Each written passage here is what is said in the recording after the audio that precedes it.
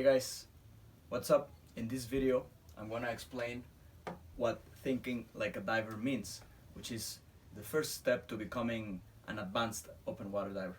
Okay?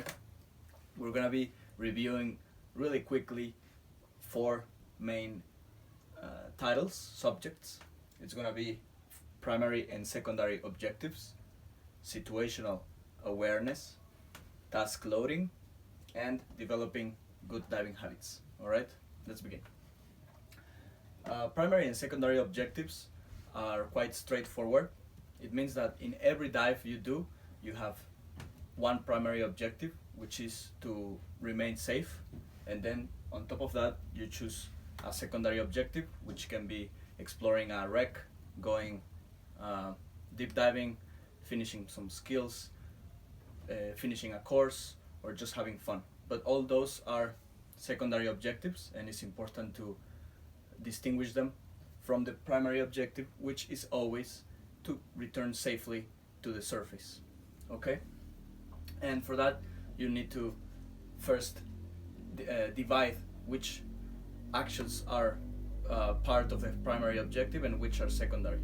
So primary would be check your air, check your buoyancy, check your equipment, all that to return safely.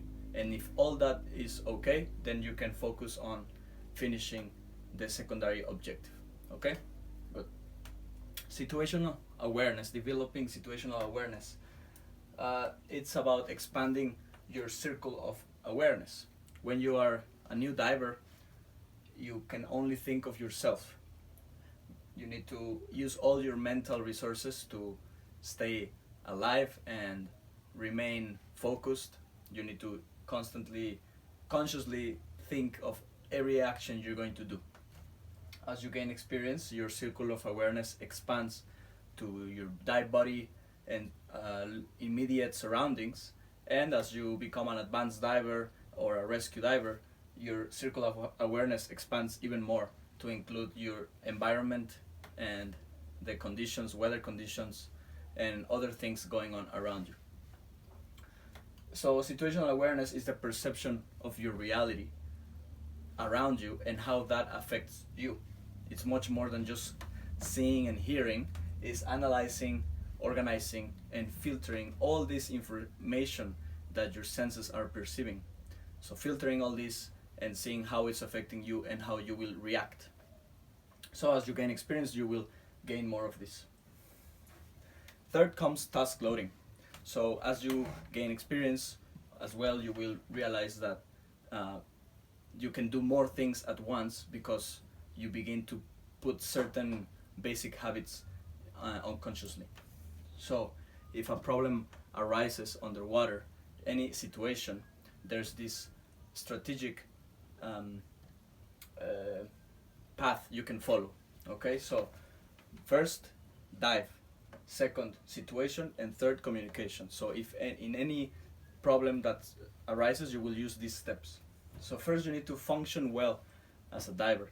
That means have your buoyancy right, make sure your equipment is working properly, and that you can swim, that you are able to move.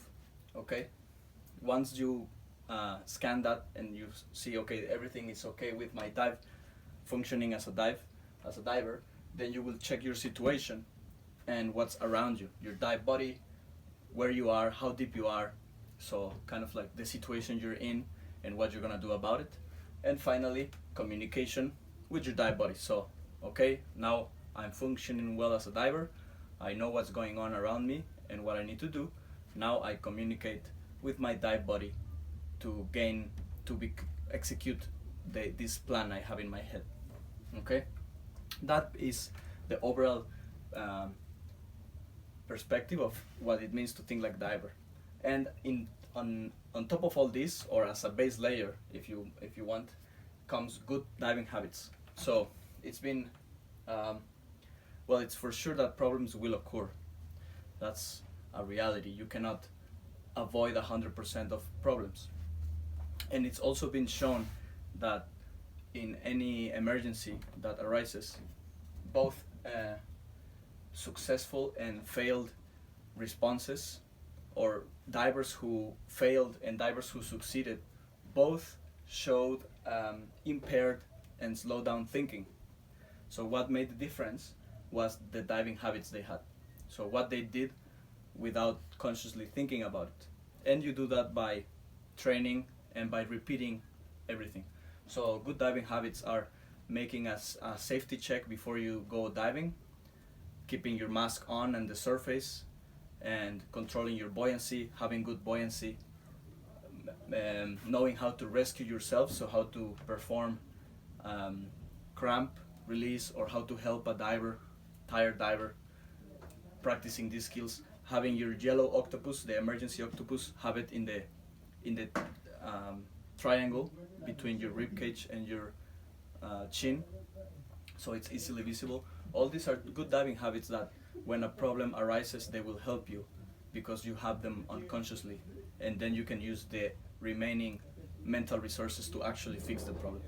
Okay, so first and secondary objectives: developing situational awareness, managing task loading, and developing good diving habits. That's what thinking like a diver means.